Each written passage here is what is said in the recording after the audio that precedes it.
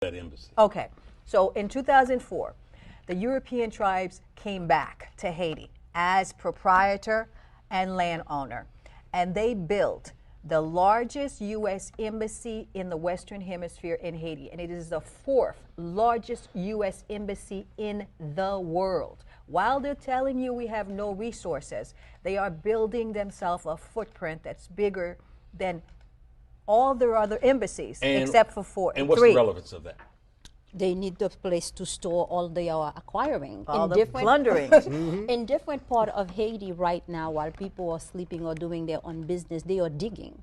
What they dig, they take with the soil, with them. And when they leave, they just leave the hole wide open. In the northern part of the country, where companies goes to mine gold, when they take the gold out, they don't do anything with the soil to assist the people that are living there. So the resources that we have on the lands are being excavated and taken into cars and leaving at night. And beyond gold now, the other resources that are critically important.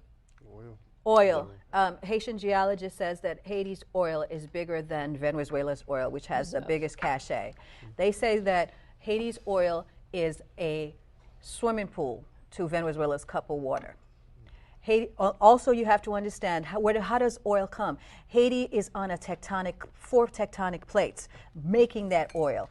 It's on the Caribbean basin, the North American tectonic plate, the South American tectonic plate, and the Atlantic tectonic plate. Massive oil, because what's the same thing with the Middle East, okay? But another thing, Haiti has an extraterrestrial material that is found nowhere else in the world except South Africa, and it's the purest in Haiti. 65 million years ago, an asteroid landed in this space. We have an asteroid mountain in different places. We have mountains, they're made of asteroid. They use this asteroid because it's the remain of this asteroid that is so heat resistant that they use for spacecrafts.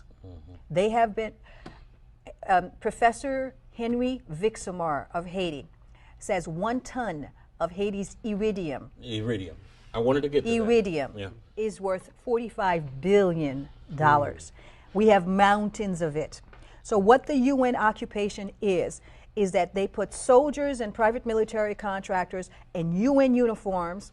They're everywhere in Haiti, digging out the mountains. You can go to Haiti, and yes, you can see. Like I was in Haiti one time, and I saw 12 UN trucks with these black dirt, just going through. I'm like. So they literally, since 1986, with the fall of Duvalier, the U.S. military has been taking out Haiti's iridium.